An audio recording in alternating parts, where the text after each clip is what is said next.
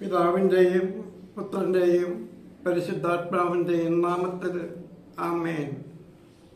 പ്രിയ സ്നേഹിതരെ, നീ വിചാരിച്ചപ്പോൾ പൂവിരിയിട്ട ജീവിച്ച രംഗത്തെ ജീവിതപാതകൾ ഈ ലോകത്തിൽ നമ്മുടെ ജീവിതപാതകൾ പട്ടുമെത്തയല്ല, പുഷ്പതത്വമല്ല, സഹനത്തിൻ്റെയും വേദനയുടെയും അനുഭവങ്ങളിലൂടെ കടന്നു പോകേണ്ടി വരും. ഇന്ന് 12 ശ്രീഹന്മാരുടെ തിരുനാളാണ്. പൊതുവായിട്ട് ആഘോഷിക്കുന്നത് എന്നാണ്. അതേസമയം ആ 12 പേർക്കും വേറെ ദിവസങ്ങളായിട്ട് സമർപ്പിച്ചിട്ടുണ്ട്. വിശുദ്ധരിൽ നിന്ന് പ്രഖ്യാപിക്കപ്പെട്ടവരൊക്കെ ഓരോ ദിവസവും വേറെ തിരുനാൾ ആഘോഷിക്കുന്നവരാണ്. ഇവരുടെ ജീവിതത്തിലുണ്ടാകുന്ന ആ വിഷമതകളെ കല്ലുകൾ എന്നൊരു കവിത മനോഹരമായിട്ട് വിവരിക്കുന്നുണ്ട്. കല്ലുകൾ ചിന്നിച്ചിതറിക്കിടക്കുന്നു കല്ലുകളൻ വഴിത്താരയിൽ, ആരോ ചവിട്ടി ചിലയാക്കിയ കല്ലുകൾ, ഭൂമി അറുന്ന് തിരിക്കുന്ന കല്ലുകൾ,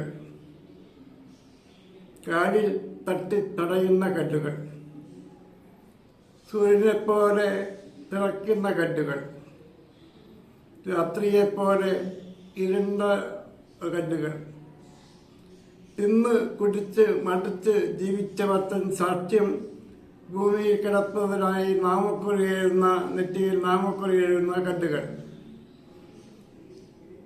ഈ വനരോധനം മുഴക്കിയ, നാട് നന്നാക്കാൻ വനരോധനം മുഴക്കിയ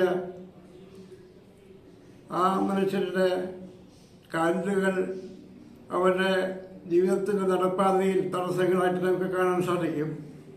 അവിടെയാണ് വെല്ലുവിളി ഉയരുന്നത്. ആരിൻ്റെ വ്യക്തിയുയരനുവാൻ, ആരുടെ സൗഖ്യത്തെ സംഗീതമാക്കുവാൻ, ആരിൻ്റെ കല്ല് കടഞ്ഞ് അഗ്നിയാക്കുവാൻ, ചുറ്റിളിയായി കല്ലുടിയായി വരൂ ശിവശക്തികളെ ഈ ശിരകളിലാടുവിൻ, ഇവയിലും കലഞ്ഞു പിറക്കട്ടെ സർഗസംഹാര വിരുദ്ധരാമുണ്ണികൾ. അപ്പസ്വരന്മാരെ വിളിച്ചിട്ട് പറഞ്ഞ്, നിങ്ങളെനിക്ക് മുമ്പിൽ എൻ്റെ ദൗത്യം നിറവേറ്റാൻ പോകണം. നിർദ്ദേശങ്ങളുണ്ട്. ഒരു സ്ഥലത്ത് ചെല്ലുമ്പോൾ നിങ്ങൾ സ്വീകരിച്ച ആദ്യം വീട്ടിലുള്ളവർക്ക് സമാധാനം എന്ന് പറയുക. യേശു കൊണ്ടുവന്നത്, ഈ ലോകത്തിലേക്ക് വന്നത് സമാധാനം നൽകാൻ വേണ്ടിയാണ്. ഈ തന്നെ യേശു പ്രത്യക്ഷപ്പെട്ടപ്പോഴൊക്കെ ആദ്യം പറയുന്ന വാചകം നിങ്ങൾക്ക് സമാധാനം. സമാധാനമില്ലായ്മ, അതാണ് ആധുനിക ലോകത്തിന്റെ വലിയൊരു പരാതി. സ്വസ്ഥതയില്ല, സ്വത്തിന്റെ പേരിലല്ല. ജോലിയുണ്ട്, അതിൻ്റെ പേരിലല്ല. വീട്ടില് ദാരിദ്ര്യമില്ല, അതിൻ്റെ പേരിലല്ല. വെല്ലുവിളി ഇങ്ങനെയാണ്. ഏത് ദൈവവിളിയും വെല്ലുവിളിയാണ്. കുടുംബജീവിതത്തിൻ്റെതാകാം, പൗരോഹിത്യ ജീവിതത്തിൻ്റെതാകാം, സന്യാസികളുടെ ജീവിതത്തിലാകാം. ഈ ജീവിതങ്ങളിലൊക്കെ ഈ കല്ലുകൾ തടസ്സമായിട്ട് നിൽക്കുന്നുണ്ട്.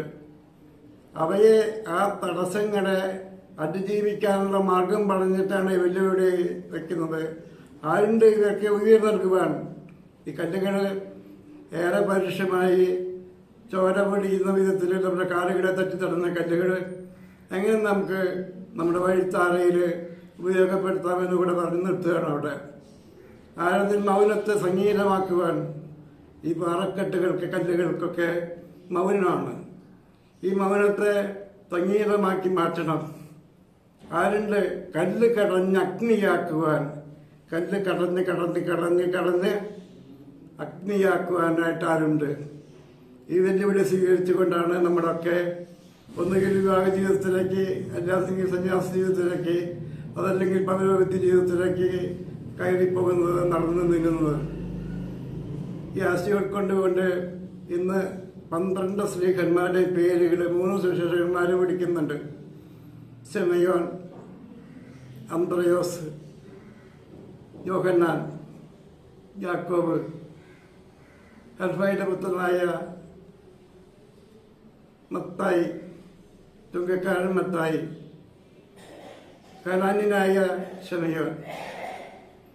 തോമസ്, ബർത്തലോമിയ, ഫിലിപ്പോസ്, യൂദാസ്, കറിയാത്ത, ഈ പേരുകൾ പറഞ്ഞിട്ട് ഇവരെയൊക്കെ പറഞ്ഞു വിടുന്നത് എന്തിനാണെന്ന് മുൻപേ പറഞ്ഞു വെച്ചിട്ടുണ്ട്. മർക്കോസ് സുവിശേഷത്തിന്റെ 3, 14, 15 അധ്യായങ്ങളിൽ തന്നോടുകൂടെ ആയിരിക്കാനും പ്രസംഗിക്കാൻ അയക്കപ്പെടുന്നതിനും വേണ്ടി അവിടുന്ന് 12 പേരെ തിരഞ്ഞെടുത്തു. ടു ബി വിത്ത് ഹിം, അതാണ് ശിഷ്യന്റെ ആദ്യത്തെ ദൗത്യം. അവനോടൊപ്പം ആയിരിക്കണം. നമ്മുടെ ഈ പ്രസംഗം റെക്കോർഡ് ചെയ്യുന്ന മൊബൈലിന് ചാർജുണ്ട് അതിനകത്ത്. ആ ചാർജ് നമുക്ക് കിട്ടുന്നത് പ്രധാന വൈദ്യുത ലൈനുമായി കണക്ട് ചെയ്തിട്ടിട്ട് അത് ചാർജ് നിറഞ്ഞു കഴിയുമ്പോൾ നമ്മൾ എടുക്കണം. അത് ഉപയോഗിച്ച് തീരും. പിന്നെ എവിടെ നിന്നാണ് ഈ ഊർജം വീണ്ടും കിട്ടുന്നത്? പ്രധാന വൈദ്യുതി ലൈനുമായിട്ട് ബന്ധപ്പെടുത്തണം. ലോകത്തിൽ എല്ലാ മനുഷ്യരുടെയും ജീവിതം അങ്ങനെയാണ്. ദൈവം നിനക്ക് ആരാണ് എന്ന് ചോദിച്ചാൽ, ദൈവം എനിക്കൊരു ഹാങ്ങറാണ്. ബസ്സിലിങ്ങനെ തൂങ്ങി പിടിച്ച് നിൽക്കാൻ വേണ്ടി ഹാങ്ങറുകൾ ഇങ്ങനെ ഇട്ടിട്ടുണ്ടാകും. ദൈവം എൻ്റെ ജീവിതപാതയിൽ ഒരു ഹാങ്ങറാണ്. ഈ വസ്ത്രങ്ങൾ അറക്കിയിട്ട് നമ്മൾ ഉപയോഗിക്കുന്നത് ഹാങ്ങർ തന്നെ പറയുന്നത്. അതിൻ്റെ ചെറിയ രൂപം, അത് ഒരു രൂപം ജീവിതത്തിൽ മൊത്തം പലർക്കും ബസ്സിൽ ഉയരത്തിൽ കൈയെത്താൻ സാധിക്കാത്ത വിധ ഉയരത്തിലാണ് ഈ ബസ്സുകളുടെയൊക്കെ ഹാങ്ങർ. അപ്പോൾ അവർക്ക് കഴിയുന്നിടത്തോളം സൗകര്യം കിട്ടാൻ വേണ്ടിയിട്ടാണ് അമ്മയും കുഞ്ഞും അവിടെ വേറെ ആരിക്കാൻ പാടില്ല എന്നിട്ട്. സ്ത്രീകൾ സംവരണ സീറ്റാണ്. പിന്നെയുള്ള സ്ഥലങ്ങൾ നോക്കിയിരുന്നില്ലെങ്കിൽ അത് സ്ത്രീയുടെ മുകളിൽ എഴുതിയിട്ടുണ്ടെങ്കിൽ അടുത്ത സ്ത്രീ കയറുമ്പോൾ കണ്ടക്ടർ വന്ന് പറയും, സാർ എഴുന്നേൽക്ക്, സ്ത്രീ വന്നിട്ടുണ്ട്. ജീവിതത്തിലെ വഴികാട്ടിയായി നമുക്ക് അതിനെ സങ്കല്പിക്കാൻ സാധിക്കുകയും ജീവിതയാത്രയിൽ നാം ധന്യരാണ്. നാം ആരും ഒറ്റയ്ക്കല്ല. അതുകൊണ്ട് ഈ ലോകത്തിലിപ്പോൾ ജനസംഖ്യ 700 കോടിയിലപ്പുറമായി.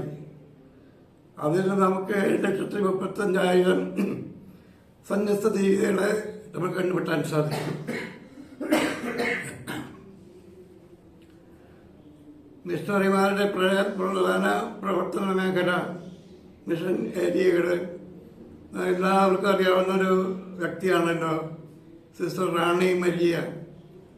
ഇൻഡോറിലെ റാണി എന്നറിയപ്പെടുന്ന ആ സന്യാസിനി അനേക വർഷങ്ങൾ ഇൻഡോറിൽ സുവിശേഷ പ്രചരണം നടത്തിക്കൊണ്ട് നടന്നു. നമ്മക്കാനല്ല, ക്രിസ്ത്യാനികളാക്കാനല്ല, അവരെ ഒന്ന് ഉദ്ധരിക്കണം. അവരുടെ കടപ്പെട്ട ജീവിതങ്ങളെ ഉണർന്നെഴുന്നേൽക്കാൻ സഹായിക്കണം. അവരുടെ ജീവിതപാതയിലെ കല്ലുകൾ നീക്കാൻ സഹായിക്കണം. എന്നിട്ടോ ഒരു ദിവസത്തെ ബസ് യാത്രയിൽ ഈ സമന്തർ സിംഗ് എന്ന കൊലയാളി സംഘത്തിൻ്റെ തലവൻ താഴെ ഇറങ്ങി തേങ്ങ റോഡിൽ വലിച്ചെറിഞ്ഞ് ഉടച്ച് അതിൻ്റെ കഷ്ണങ്ങളെടുത്ത് പ്രസാദമായിട്ട് അവർക്കൊക്കെ കൊടുത്തു, സിസ്റ്ററിനും കൊടുത്തു. അപ്പോൾ സിസ്റ്റർ വളരെ സ്വതസിദ്ധമായ സന്തോഷത്തോടെ ചോദിച്ചു, എന്താണ് ഇത്ര സന്തോഷമെന്ന്? അതോ, നിന്ന് ഞാൻ കൊല്ലാൻ പോവാണ്. പറയുന്നതും പിടിച്ച് കുത്തി തുടങ്ങി. പിടയുന്ന അശരീരത്തെ പുറത്തേക്ക് വലിച്ചിട്ടു. 54 കുത്തുകൾ കുത്തി. എത്ര സ്പീഡിൽ, എത്ര വേഗം, എത്ര ക്രൂരമായിട്ട് വേണം ഇത് കുത്തിക്കൊരും ഓൺ ദ സ്പോട്ട് അതേ സ്ഥലത്ത് കിടന്ന് മരിക്കാനായിട്ട്. ഇത് സിസ്റ്ററിനല്ല, ആർക്കും ഉണ്ടാകാം. എന്നിട്ട് വർഷങ്ങൾക്ക് ശേഷം അത് കൊലയാളിയായിരുന്നു, വാടക കൊലയാളിയായിരുന്നു എന്നൊക്കെ വ്യക്തമായിട്ട് പറയുന്നുണ്ട്. ആ കൊലപാതകി റാണി മരിയയുടെ വീട്ടിലേക്ക്, പുല്ലുവഴിയിലുള്ള വീട്ടിലേക്ക് അപ്പച്ചനോടും അമ്മച്ചയോടൊക്കെ മാപ്പ് പറയാമെന്ന് പോയി. ഇത് നമ്മൾ പറഞ്ഞു കേട്ടിട്ടുണ്ട്. നമ്മുടെ ജീവിതത്തിൽ നമ്മൾ തെരഞ്ഞെടുക്കപ്പെട്ടവരാണ്. എന്തിനാണ്? ടു ബി വിത്ത് ഹിം, അവനോടുകൂടി ആയിരിക്കൂ. പ്രസംഗിക്കാൻ ഐക്യപ്പെടേണ്ടവരാണ് നിങ്ങൾ. ലോകസഭയ്ക്ക് നൽകാൻ ഐക്യപ്പെടേണ്ടവരാണ് നിങ്ങൾ. അതുകൊണ്ട് ക്രിസ്തുവിൻ്റെ ജീവിതപാതയിലൂടെ മുന്നോട്ട് നീങ്ങുമ്പോൾ അക്കരയ്ക്ക് യാത്ര ചെയ്യും സിയോൻ സഞ്ചാരി. ഓളങ്ങൾ കണ്ടു നീ ഭയപ്പെടേണ്ട. അക്കരയ്ക്ക് യാത്ര ചെയ്യും സഞ്ചാരി എന്നുള്ളത് മാറ്റിയാൽ സന്യാസി. സന്യാസി ജീവിതത്തിൽ ഏറ്റുമുട്ടേണ്ടി വരുന്ന വ്രതങ്ങളിൽ ഒന്ന് ദാരിദ്ര്യം, ശാരീരികമായ ദാരിദ്ര്യമല്ല, ഒരുപക്ഷെ സമൂഹത്തിൽ നമുക്ക് നല്ല ഭക്ഷണം കിട്ടുന്നുണ്ടാകാം. 2 കന്യാത്വം, സന്യാസിനികൾക്കാണെങ്കിൽ കന്യാത്വം, ഒരു ജീവിത സഖിയെ സ്വീകരിക്കാതെ, ഒരു ഭർത്താവിൻ്റെ സ്വന്തമാകാതെ, അല്ലെങ്കിൽ ഒരു ഭാര്യയുടെ സ്വന്തമാകാതെ ജീവിക്കുന്നവരാണ് സന്യാസികൾ. രണ്ടാമത്തേത് അനുസരണം, മേലധികാരികളെ അനുസരിക്കുക, അവരുടെ ദൈവത്തെ കണ്ടുകൊണ്ട് ദൈവത്തെ അനുകരിക്കുന്നതിന് തുല്യമായി നമ്മുടെ മാതാപിതാക്കളെയും ജീവിതസഖിയുടെയും കുടുംബാംഗങ്ങളുടെയും സ്നേഹത്തോടെ അനുസരിക്കാനും അനുസരിപ്പിക്കാനും പഠിപ്പിക്കണം. മൂന്നാമത്തേത് കന്യാത്വം, സന്യാസിനികൾക്കാണെങ്കിൽ കന്യാത്വം, സന്യാസികൾക്കാണെങ്കിൽ ബ്രഹ്മചര്യം. ഈ ത്രിവിധ വ്രതത്രയങ്ങളാൽ ബന്ധിതമാണ് അവരുടെ ജീവിതം. ആദ്യം 1 വർഷത്തേക്ക് പരിശീലനം പൂർത്തിയാക്കിയ ശേഷം വ്രതവാഗ്ദാനം നടത്തും 1. 2-ാം വർഷം വ്രതവാഗ്ദാനം പുതുക്കും 2. 3-ാം വർഷം ജീവിത വ്രതവാഗ്ദാനം നടത്തും 4-ാമത്തേത് ജീവിത വഴിത്താരയിൽ ഇവ അവരെ സഹായിക്കും. അപ്പം അതുകൊണ്ട് ആദ്യം പറഞ്ഞ ആശയത്തിലേക്ക് വരുന്നു. നീ വിചാരിച്ചപ്പോൾ പൂവിരിയിട്ടതല്ലീ രംഗത്ത് വിശ്വപാതകൾ. നീ വിചാരിച്ചപ്പോൾ പൂവിരിയിട്ടതല്ലീ വിശ്വരംഗത്ത് ജീവിതപാതകൾ. കുടുംബജീവിതത്തിൽ വെല്ലുവിളിയുണ്ട്, സന്യാസ ജീവിതത്തിൽ വെല്ലുവിളിയുണ്ട്, കുടുംബജീവിതത്തിൽ വെല്ലുവിളിയുണ്ട്, യുവാക്കന്മാരുടെ ജീവിതത്തിൽ വെല്ലുവിളിയുണ്ട്, പിതാക്കന്മാരുടെ ജീവിതത്തിൽ വെല്ലുവിളിയുണ്ട്, മാതാപിതാക്കളുടെ കുടുംബ ജീവിതത്തിൽ വെല്ലുവിളികളുണ്ട്, യുവാക്കളുടെ ജീവിതത്തിൽ വെല്ലുവിളികളുണ്ട്, യുവതികളുടെ ജീവിതത്തിൽ വെല്ലുവിളികളുണ്ട്, ബാലികമാരുടെ ജീവിതത്തിൽ വെല്ലുവിളികളുണ്ട്, ബാലന്മാരുടെ ജീവിതത്തിൽ വെല്ലുവിളികളുണ്ട്. ഇങ്ങനെ എല്ലാത്തിനും നമ്മൾ ഈ വെല്ലുവിളി കണ്ടുമുട്ടുന്നുണ്ട്. ആരുണ്ട്? വളരെ വ്യക്തമായിട്ട് ഇസയാസിനോട് ചോദിക്കുന്നുണ്ട്. ആരെയാണ് ഞാൻ അയക്കുക? എവിടേക്കാണ് ഞാൻ പോകണ്ടേ എന്ന് ചോദിക്കുമ്പോൾ ഇസയാസ് പറയുന്നുണ്ട്, ഇതാ ഞാൻ, എന്നെ അയച്ചാലും. ഇതാ ഞാൻ, എന്നെ അയച്ചാലും. ഇസയാസിൻ്റെ ദൈവം എങ്ങനെയായിരുന്നു? യേശുവിന് പകരം പോകാനായിട്ട് ആരൊക്കെ തയ്യാറാണെന്ന് അറിയാൻ വേണ്ടിയിട്ടാണ് യേശു ഈ 12 പേരുടെ പട്ടിക നിരത്തി വെച്ച് അവരെ ക്ഷണിച്ചിട്ടുള്ളത്. അതിന് ഒരു ചോദ്യം ചോദിക്കാൻ തോന്നും. അപ്പം യൂദാസ് എങ്ങനെയാണ്? യൂദാസ് കറിയോത്ത് എങ്ങനെയാണ്? യൂദാസ് കറിയോത്ത സ്വന്തം വിധി തീരുമാനിച്ചിട്ട് ആത്മഹത്യ ചെയ്തതല്ലേ? അപ്പോൾ ഇന്നെങ്ങനെ 12 നിൽക്കുന്നത്? അതാ യൂദാസ് പോയ ഒഴിവിലേക്ക് അവരെ ഒരുമിച്ച് കൂടി പ്രാർത്ഥിച്ച് സ്നാപകന്റെ സ്നാനം മുതൽ യേശുവിൻ്റെ ജീവിതത്തിലെ അവസാന നിമിഷം വരെ എല്ലാറ്റിനും സാക്ഷികളായി തിരഞ്ഞെടുക്കണം. 2 പേർക്ക് കുറിയിട്ടു. കുറിയിട്ടപ്പോൾ മത്തിയാസിനെ കുറി വീണു. ആ മത്തിയാസും രക്തസാക്ഷിയായി. 12 രക്തസാക്ഷികളിൽ 11 പേരും ഈ രക്തസാക്ഷികളായി മാറുമ്പോൾ ഒരു വ്യക്തി മാത്രം രക്തസാക്ഷിയാകാതെ ജീവിച്ചു. ആ വ്യക്തിയാണ് യോഹന്നാൻ. യോഹന്നാൻ്റെ സുവിശേഷത്തിൽ ഈ യേശുവുമായിട്ടുള്ള ഐക്യത്തെക്കുറിച്ചുള്ള ദീർഘമായ പ്രാർത്ഥന, ദീർഘമായ ഉപദേശ സാരണികൾ കണ്ടുമുട്ടുന്നുണ്ട്. യേശുവിനോട് സാദൃശ്യതാവുന്ന മുഖഭാവമുള്ള യോഹന്നാൻ വാർദ്ധക്യത്തിൽ പ്രത്യേകമായ വിധം പരിചരണങ്ങളൊക്കെ സ്വീകരിച്ചുകൊണ്ട് കട്ടിലിൽ കിടന്ന് മരിച്ചു. ബാക്കി 11 പേരും രക്തസാക്ഷികളായി.